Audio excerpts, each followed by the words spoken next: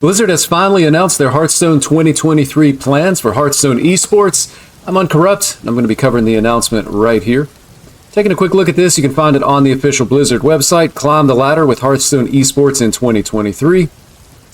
Are you ready for the 10th year of competitive Hearthstone? This year is going to look a bit different from the previous few, so let's get into what's coming up in Hearthstone Esports. This announcement's been much anticipated, I think, by certain parts of the community, specifically the people who are wanting to play in tournaments, but it's interesting for anybody that follows along the tournament scene if you have your favorite players like I do and being able to watch them compete. And it's definitely something that we've all been interested in, wanting to find out exactly what's going to be happening for this year. Heading into the 2023 season, we've been evaluating the state of our competitive program and the best format to take it forward.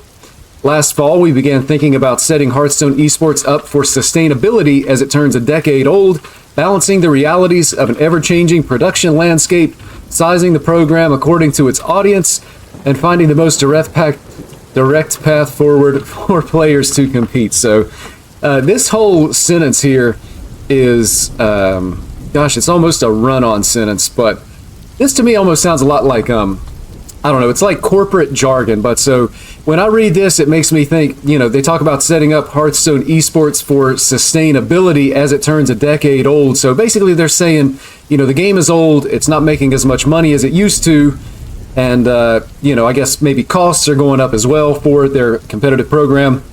Sizing the program according to its audience. We know that Hearthstone's audience for competitions got significantly smaller with the YouTube deal. 3 years over on YouTube really kind of seemed to kill the viewership of these Hearthstone tournaments.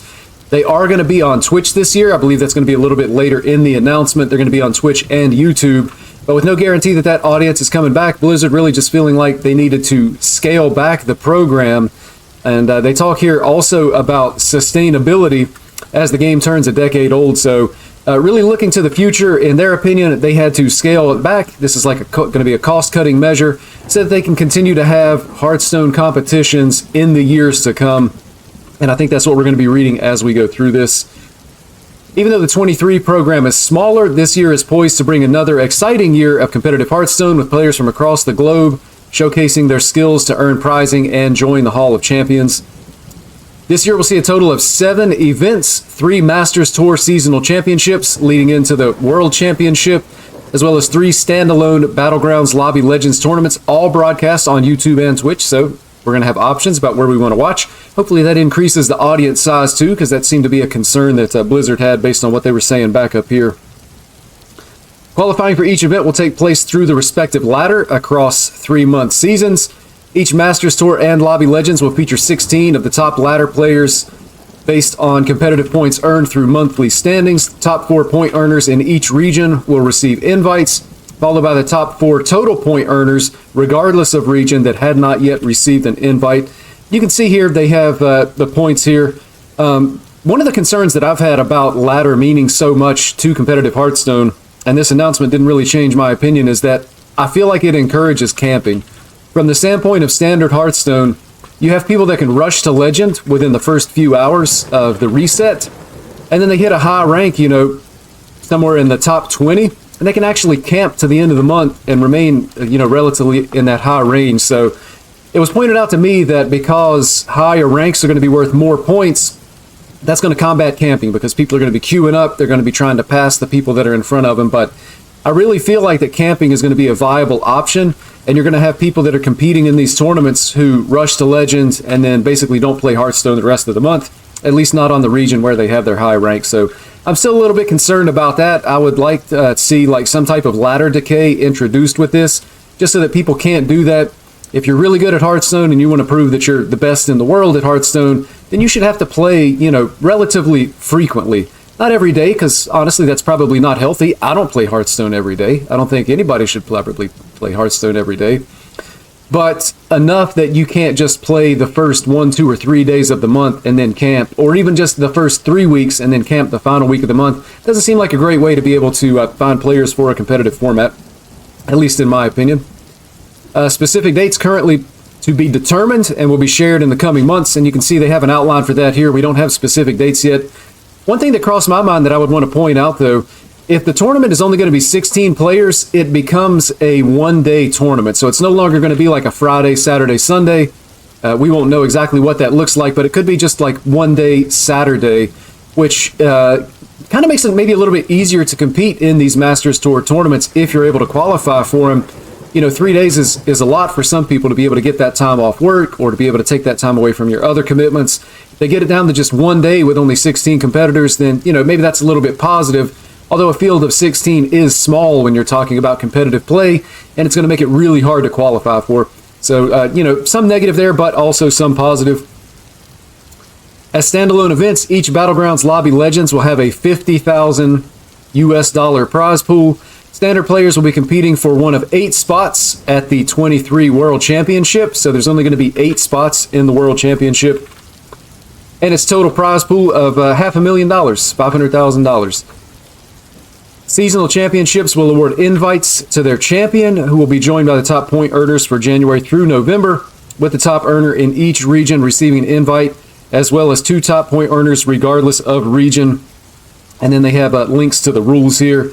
We'll have more details on the final live event date. So the important thing to note here is that there is a $500,000 in prizing for the World Championship, but the seasonal championships, according to this, there is no payout whatsoever. So there's only going to be 16 people playing in these Masters Tour seasonal championships. There's only going to be 3, and there's absolutely no prize pool. So I know there are a lot of competitive players that are taking this pretty hard. When I first read this myself, I thought it was, it's kind of maybe unrealistic to expect people to be able to compete in these 3-day tournaments with no prizing, just because it can be hard to be able to get away from your other commitments. Again, if you have job or family responsibilities for 3 days without the prospect of being able to get a cash payout, that's a little bit of a dodgy proposition, I think, for most people, and maybe just about everybody. A little bit of silver lining to that. Again, in my opinion, if there's only going to be 16 players, maybe it's only a 1-day tournament. That's a lot more doable if you can actually qualify. But you're probably going to have to spend a lot more time on the ladder to be able to qualify for those, because you're going to have to maintain your position to be able to earn enough points to be able to actually qualify for the competition. So, again, it feels like that's probably maybe a little bit of positive, but mostly just a net negative for anybody that's looking forward to competing. And it's kind of interesting, I'd considered myself about maybe trying to get into a position where I would qualify and compete in a Masters Tour this year. Now the system has totally changed, and with no prizing, it certainly removes a lot of the incentive. You're basically trying to qualify for a tournament for bragging rights. And if you're going to try to compete in the World Championship to be able to get a piece of this $500,000, you're basically just going to have to dedicate the entire year. So for somebody like me, my plan would have been pick a specific month, target the ladder, get a good ladder finish, and compete in a Masters Tour just for the fun of it. And then you have the option of maybe I can do well enough to be able to get some type of prize payout. And, that's basically just kind of gone now. Like, it feels like you almost have to no-life the game to have any shot at a $500,000. And I don't think that was true in previous years. So, again, just my opinion. But that's kind of where I would stand on something like that. It's just tough. And I think a lot of people are disappointed with this. They also include some frequently asked questions here. Will there be drops on the broadcasts? Yes, viewership drops are coming back. So if you like watching the tournament just to get a couple of packs, it sounds like that's going to be in the game again this year, or as a part of the broadcast. Will there be regional broadcasts? Currently there are no plans. How come there are only 3 Battlegrounds Lobby Legend tournaments? And they say that they just want to focus on one Battlegrounds main event per expansion. So every time there's a Hearthstone expansion that introduces new cards, we know that we can expect one Battlegrounds tournament. How come the 3 Masters Tour events don't have any prize pools? With players having a direct qualification path to the World Championship by playing ladder, we want to prioritize rewarding the most consistent players over the course of the whole year. So again, no prize money for these seasonal championships, which is, again, just really interesting and I think quite disappointing for a lot of people that were interested in playing competitive. Again, even if the tournament is only 1 day, as I'm speculating, no official announcement on that, it's just kind of a bummer to know that there's not going to be any kind of money being paid out. Even if you win, you're basically playing for Hearthstone bragging rights, which is, winning money is probably on the to-do list. Hearthstone bragging rights is probably not on the to-do list, I would think, for most people. Does this mean Hearthstone is declining or failing? So just by the very nature of these frequently asked questions, you can see that the people that put this together knew that this was going to bring a lot of questions. You know, a lot of the money is gone out of Hearthstone Esports for this year. There's significantly fewer events. And I would also offer that there was some hope that there would be in-person events for this year. I think a lot of people were looking forward to maybe a return of in-person events now that the pandemic has kind of wound down, I think, to a large extent. And I really can't imagine that that's going to be the case, because how can you have an in-person event with no prize pooling, people having to pay to travel to get there? It just doesn't make sense, and it's just not feasible for the normal person. I mean, why would you spend money to go and play for bragging rights when you can't even recoup your travel costs? So I kind of feel like that means that there are not going to be in-person events. And so, of course, they know that, you know, this looks really bad. They wanted to try to get out in front of that by answering this question.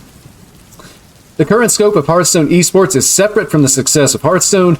We're thrilled with upcoming content plans for the game and can't wait for players to get to see what is being worked on in the years to come. Will there be third-party invites? While there are no third-party invites this year, meaning you can't qualify through these additional tournaments that they had last year, information on hosting community events can be found here. So, you know, community events can still be hosted, but you're not going to be able to qualify for one of these Masters Tour seasonal championships, as you could last year qualify for the Masters Tour through some of these other competitions. Can I co-stream as part of this program? I'm going to skip that. That doesn't really apply to most people.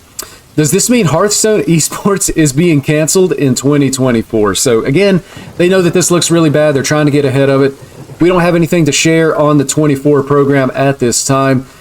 Based on the first paragraph where they were talking about, you know, sustainability with competitive Hearthstone, it sounds like they're cutting costs to something that they feel like they can proceed with going forward. It's a little bit concerning that they're not willing to commit to an additional year of Hearthstone Esports for next year, though. Pretty much, you know, this entire announcement was, hey, we're cutting costs because we want to be able to continue to do Hearthstone Esports.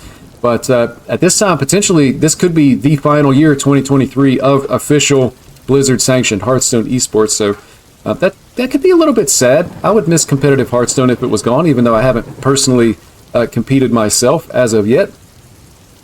Is this because of low viewership? Again, they know that YouTube has been a hot topic the last 3 years, viewership declining. And our goal is to balance costs of running esports productions while taking into account the size of the competitive community. So there's not a whole lot of viewership on the tournaments that have been played, and maybe participation not as good as it used to be. So they're trying to balance the cost of running these productions, I guess, with the amount of marketing that they get.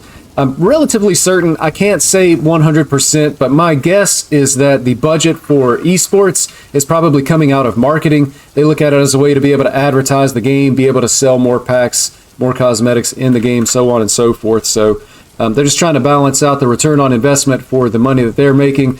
I know a lot of people don't like to hear that, but that's how companies have to operate. If the company isn't profitable, they're going to go out of business, people lose their jobs, so on and so forth. So in their mind, they're doing the responsible thing for the financial health of their company. Now that Hearthstone Esports can be on Twitch, why not increase funding to bring the players back? And then we're excited for the Masters Tour to be back on Twitch after 3 years and are eager to see what our audience there is like. New program is sized for sustainability. Again, to me, sustainability is looking to the future in the years to come, even though they don't have plans past 2023. As Hearthstone Esports turns 10. So this is at least the second time in this announcement that they've talked about Hearthstone Esports turning 10. And really, to me, that doesn't mean anything whatsoever. If I'm not mistaken, League of Legends is actually an older game than Hearthstone is. And I don't really see League of Legends scaling back their competitive program. You know, they still have massive viewership. They still have massive prize pools. And, you know, I'm not totally in tune with that scene, but I feel like if League of Legends was cutting back their esports and cutting back their prize pools, it would be in some type of news source that I look at. So really the age of the game, not a factor here. I think they're trying to put that forward as, hey, you know, 10 years is a long time. That's why it's time to cut back. But that's really neither here nor there. It really just comes down to return on investment for their marketing dollars. And just the fact that it feels like they're not really getting that return on investment because people aren't watching Hearthstone Esports anymore. If people aren't interested, is there even really any reason to continue to have a competitive scene? That's how they're looking at it. And this is almost like a kind of like a misdirect. Oh, the game is 10. You know, it's an old game. Doesn't really mean anything. Lots of games are getting older, and lots of games have a really strong competitive scene. Again, League of Legends, I also think of Counter-Strike, an older game, and still going pretty strong. Is the prize pool reduction because of the loss of NetEase as a Chinese publisher? I don't know if you've heard about this, but unfortunately, Blizzard and NetEase not able to iron out a deal as of yet. It looks like NetEase has kind of burned that bridge based on the recent news that I've read. They don't want it back anyway. And so unfortunately, players in China are actually not even going to be able to play the game at all whatsoever, much less being able to compete in esports. So certainly very sad. Lots of highly skilled players in China. Lots of innovation, lots of deck lists coming out of China, and really just pretty sad. Their response, no, we began evaluating the size of the program before we understood we weren't going to be able to reach an agreement with NetEase. As we've shared, we're committed to Chinese players and are actively exploring alternatives for bringing our games back to China in the future. So again, I believe it's January 23rd. That shuts down Chinese players. They won't even be able to access their Hearthstone account. So any amount of money that they've spent on Hearthstone, cosmetics, cards, and so forth is basically just dust in the wind at that point. They won't even have access to it. So really hoping for some kind of a resolution there. Again, I know that affects a lot of people in China. Can players residing in mainland China compete? Players residing in mainland China will not be eligible to participate. Eligibility may be reevaluated in the event that a new publishing partnership is established in mainland China. Full eligibility information can be found in the Master Store and Lobby Legend rules. So again, that's just really sad. Also, it's kind of weird to say that you have a Hearthstone World Championship when something like 1/6 of the world's population is actually unable to participate just because of the business dealings that are going on, with China and with Blizzard here. So a little bit weird, and again, just definitely sad. Feel very sorry for those players that are in China. That is the announcement. Hit me up in the comments. Let me know what you think. Hearthstone Esports, does it need to continue? Is the prize pooling too small? Are you even interested? Does it matter to you at all?